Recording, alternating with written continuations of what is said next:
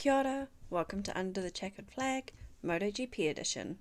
I'm your host Kate, and we're just going to jump right in.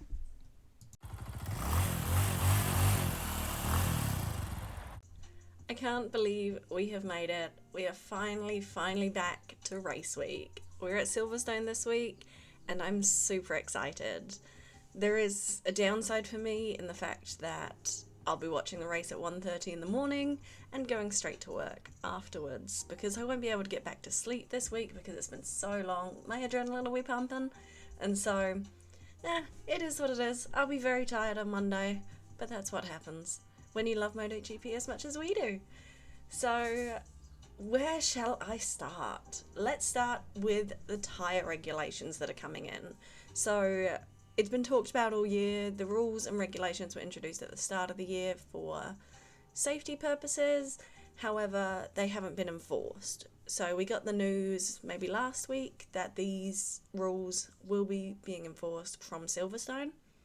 Long term, if teams or riders break these rules, they will be disqualified from the race. They will get the infamous black flag. However, as far as I'm aware, my understanding is they will be using a penalty system in the meantime, so sort of like a grade scale, first offence, second offence, or similar. In fact, I'm going to look it up. Bear with me one moment. I found it. I had to have a peruse through the new MotoGP website, which they've removed the photos section from, which I'm taking personally, because if you're watching the video format of this, I always throw pictures up of whatever I'm talking about from the MotoGP website. So now I'm gonna have to harass some photographers, and I hope they in turn harass Dorna for me, because obviously I'm getting nowhere with my harassment against Dorna. I'm pretty sure they've probably just blocked me and I can't go to Spain. But I hadn't planned on going to Spain anytime soon anyway. Maybe I'll go to Italy instead and take lots of photos and send them to Dorna for no apparent reason, and no one would really care. But I digress. I apologise. I got off topic there. Back to the tyre pressures.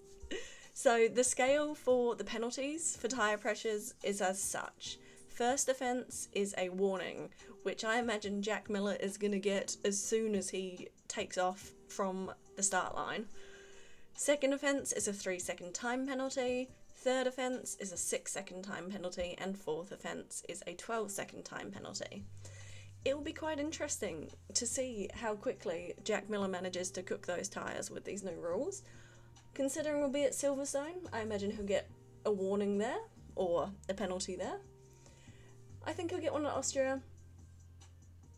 In fact, I think that by the Indian GP, we're probably going to see Jack Miller getting a black flag for cooking those tyres.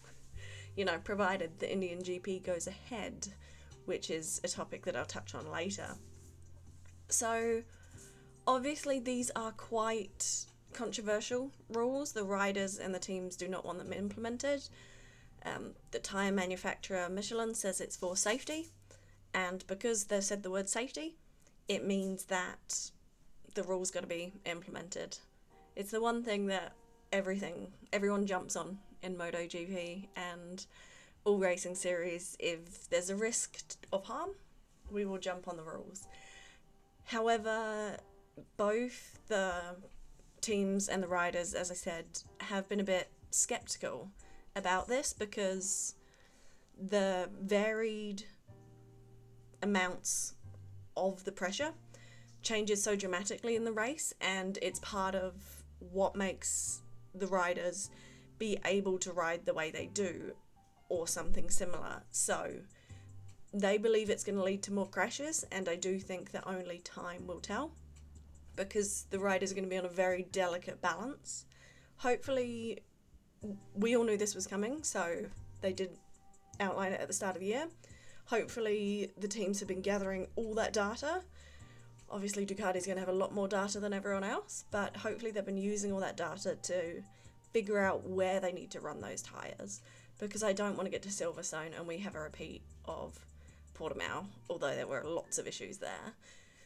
I want to see all my riders on the grid at some point this year. It's looking less and less likely, but yeah. So we know, on that note, as it were, we know Alex Rins is out for Silverstone. So his social media is showing him still training and things like that.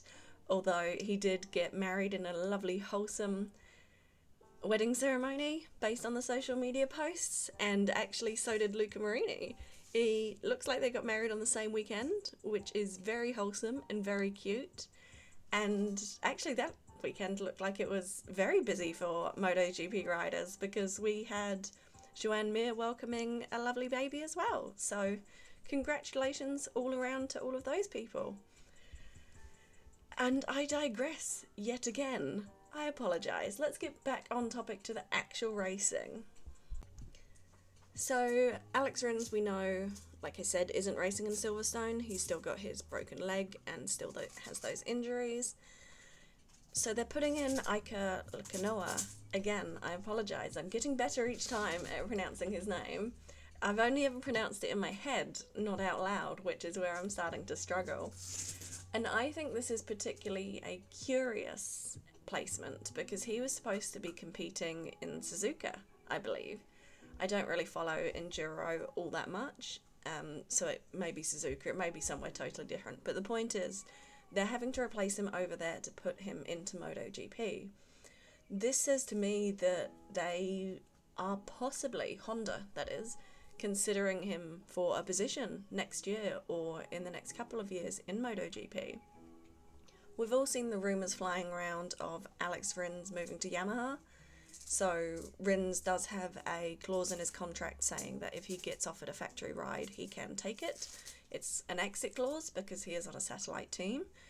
And I think he'll be seriously considering it, which would be a massive blow to Honda because Alex Rins has been the only one to even show any hope of riding that Honda to Marc Marquez levels.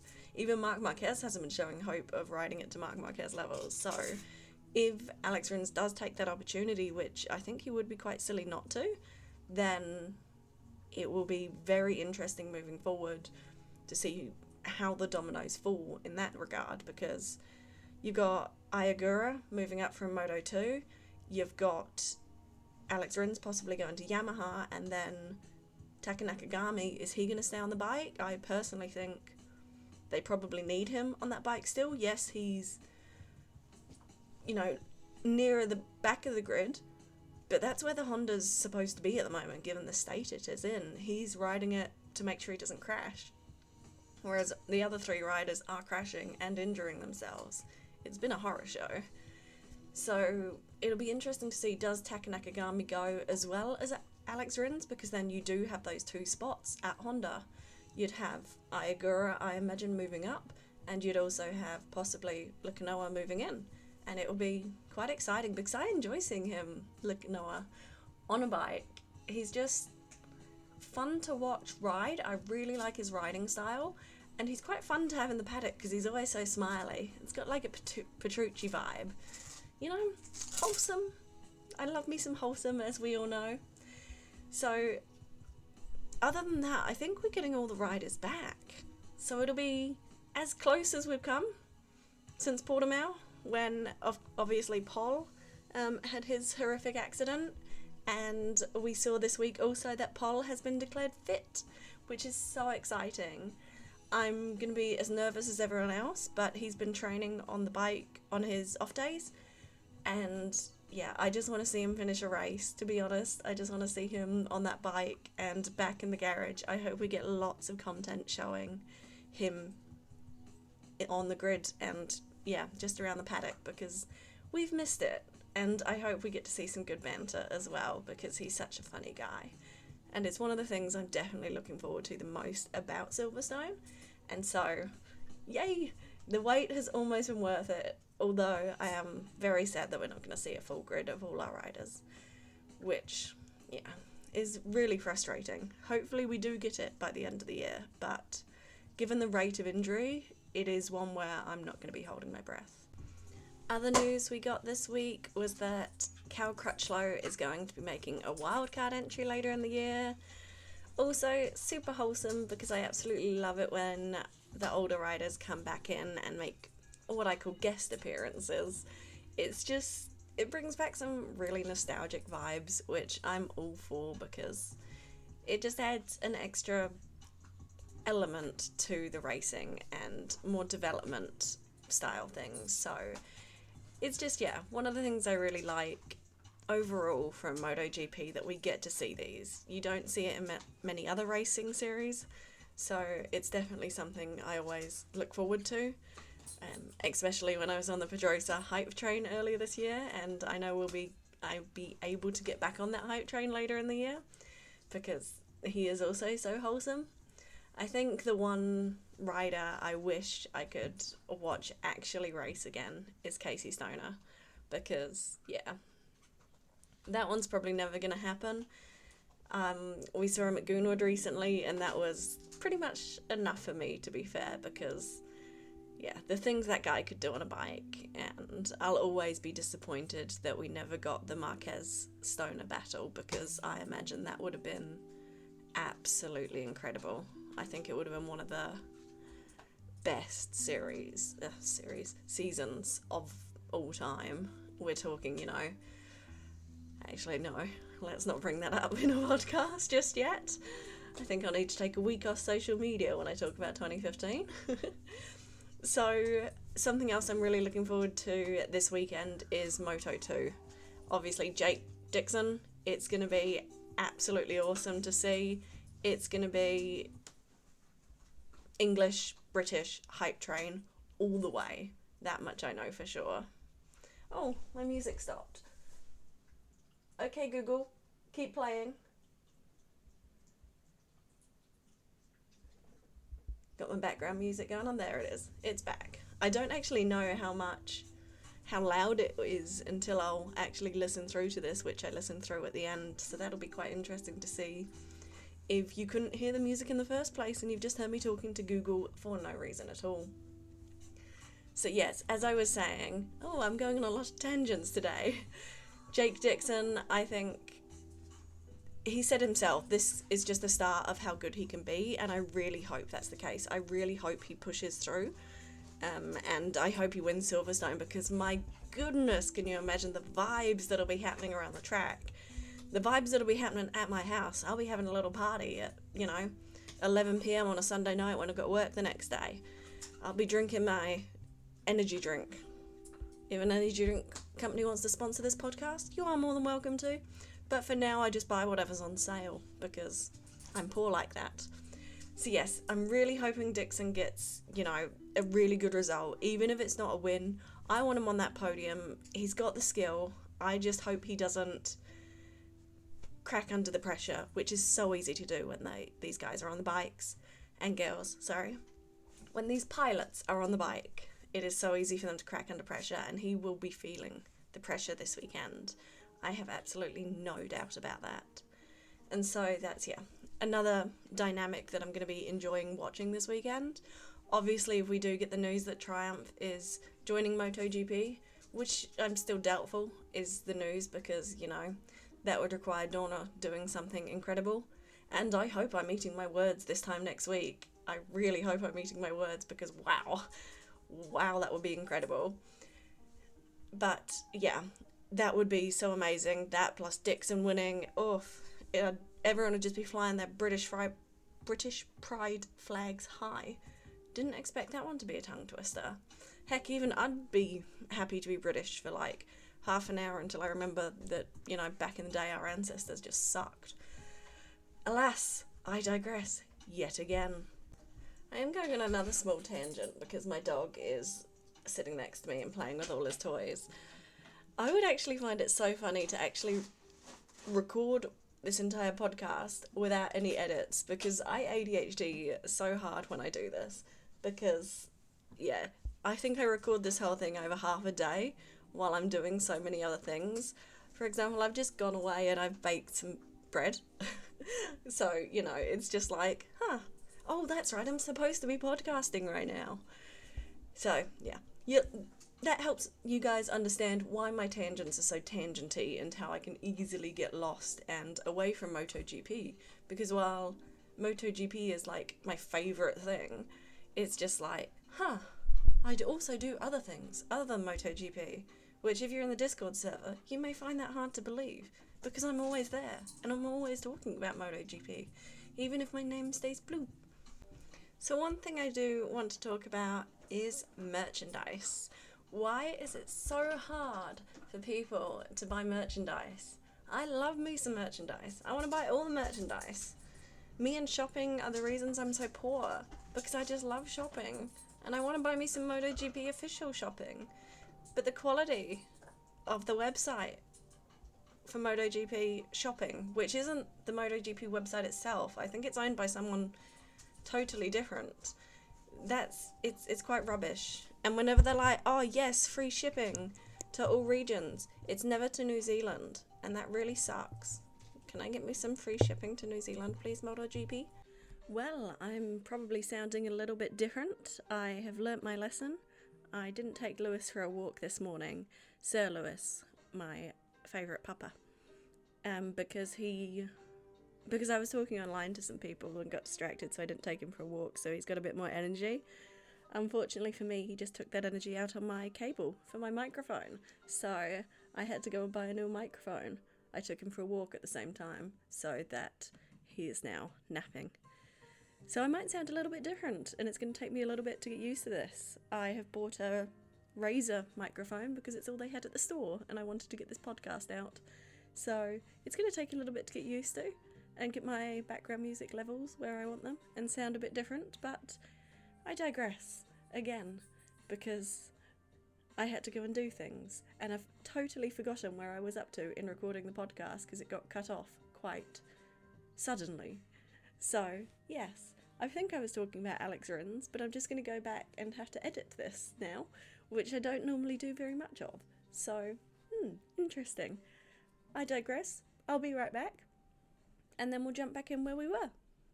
No, I was talking about merchandise, which I now have less money for.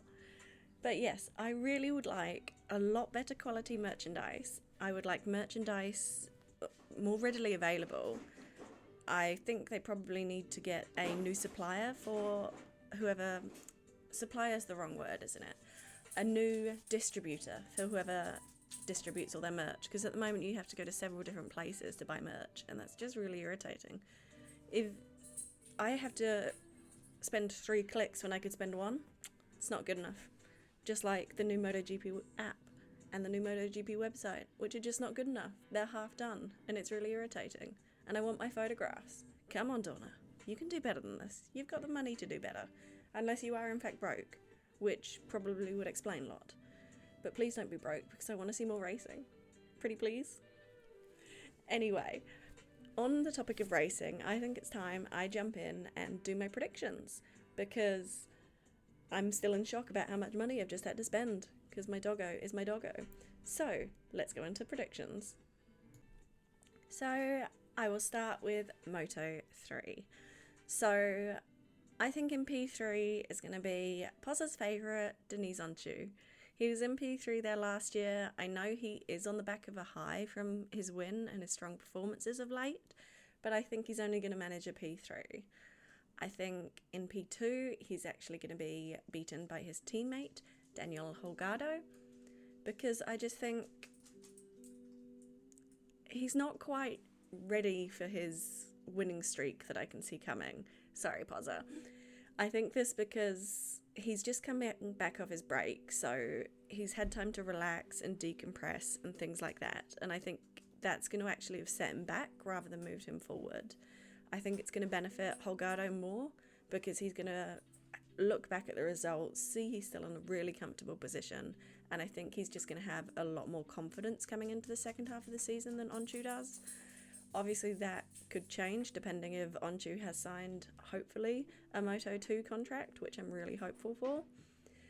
But yeah, we'll wait and see, but I think it's Denise in P3, Holgado in P2. Yes, I did just use one's first name and one's surname. Either way, you know who I mean. In P1, I think we're going to have Jamie Massia. Did I say that right? I'm not too sure. Jamie Massia. Because, yeah, he's very strong. I think he's performing well. I think Silverstone's going to suit him. I just can see it. So, Massia P1, Holgado P2, and Onchu P3. On to Moto 2. Now, I do wish that I could put Aaron Canet in all the positions all the time. I really want his first win. I think it's probably just purely due to the fact that I have so much respect for his dedication to artwork in regards to his tattoo and like the way it incorporates into the helmet. That, plus I love an underdog, so I always want someone, you know, I want to see that on-shoe style win. I want to see him break that drought, but I haven't put him in my predictions, unfortunately, because I don't think he's going to win, and I don't think he's going to podium at Silverstone. Who I do think is going to podium, in P3, I think Ayagura. We saw him come back into his form at the end of, well, just before the summer break. I think that's going to boost his confidence. I think he's had an extra 5 weeks for the injury recovery. So I think that now he'll be back to himself and we'll start seeing his talent yet again. I think he's also probably had a few conversations with Honda over the break, so he will be able to build on that confidence. He's probably got himself a GP ride at LCR. And yeah, I think that's going to give him enough of a boost to keep that end of summer break performance going moving forward. I think in P2, we're going to see Pedro Acosta because it's Pedro Acosta. I think he's going to get back to dominating Moto 2 after a tiny blip, which is, yeah, I think it's natural that that'll be happening. In P1, I don't have the Acosta archenemy of Tony Arbolino. I have Jake Dixon. I think we all just really want it. Well, I know I do, because I don't like seeing disappointment or cringiness or stuff that's going to pull at my heartstrings. For example, one thing I really despised seeing this year was after Paul Espargaro's accident, they put the camera on his brother, Alex, and I thought that was disgusting. But I want nice, pretty, happy, joyous occasions. For example, when Jake took that win, I want to see that again, except extra British. Maybe we fly a British flag and eat some crumpets and try not to invade anyone else's land. But you know, you never know. If Jake Dixon wins, maybe they'll invade somewhere. So let's not hope for that. I don't know how I got so off topic. But yes, I put Jake Dixon in P1 because it's his home race. He's definitely going to be boosted by his recent winning and his performance of late. So I think that he'll be a strong contender for the win. Like I said earlier, unless he gets in his own head and cracks under the pressure, I think he's got a really solid shot. On to MotoGP. So we'll start with the sprint, and I think that in P3 is going to be Maverick Vinales from Aprilia. I think his resting and recovery over the summer break, it's winter here in New Zealand, so, you know, that's why I think it's winter. Over the summer break, he'll have been able to spend time with his family, he'll be able to have been training more, and hopefully Aprilia will have sorted out, you know, the usual Aprilia accidents, their reliability issues. Hopefully there'll be less of that. I don't want to see no chains breaking. I don't want to see no smoke coming out of that exhaust. I want to see Maverick Vinales on the podium. I want that confidence. I want him to really start stepping into that leadership role that I think he'll be able to take on after Alex retires, probably at the end of 2024. In P2, I've put Jorge Martin. I think, yeah, his sprint performances, I think they're going to keep coming and coming. I think Silverstone is going to be suited for the Ducatis with the straight, and I think that's going to be, yeah, I'm quite comfortable with that one. I think he's definitely going to podium both days, but I don't think he's going to win the sprint. I think Jack Miller is going to win the sprint. I do think this is Jack Miller's best chance to win a sprint this year, because I think, as I said earlier, that the tyre pressure rules are going to hit him in the face like a punch rather than a slap. I think it's going to really shock his riding style. And so I think that he'll end up cooking his tyres in the sprint at Silverstone, but he'll only get a warning for it. So that'll be quite nice. So I think we'll see Miller on the podium. I want to see the shoey. I won't be able to shoey at the same time. Not that I do. I mean, I'd probably have a glass of wine because I don't really understand why I'd want to drink out of a shoe that I've been wearing all day. But you know, these Australians, they have their traditions. But yeah, I won't be able to do that because, like I said, I've got work the next day. But I want to see a shoey. I want to see Jack Miller in P1 in the sprint. Fingers crossed that happens because it'll be really, really entertaining. Now, on to the main race. Now, it's quite hard to make predictions this far out from a race. I know with like the fantasy, goodness knows I play enough. I play fantasy in the Discord server, which is probably my favourite one. I play the regular fantasy on MotoGP. I also play on an app which I can't remember the name of right now. And I also play the MotoGP Guru one, which is quite new. And still, I didn't realise that when you lock your people in, you can't change them after you've locked them in. So as a joke, I put Pecco Bagnaia for everything, and then it locked and I couldn't change it. So I had Pecco coming first, second and third. And given the fact that, you know, he performs strongly all the time, I'm sure he could find a way to finish first, second and third. But, you know. But yes, because it's so far out, I am predicting rain for the main race because this is Britain and Brits seem to like the rain. So for that reason, I have put Miguel Oliveira in P3. Please. This guy has had the worst luck, the worst season. I really need him to come back and absolutely demolish the other Aprilias, basically. I think he's so talented and such a class act.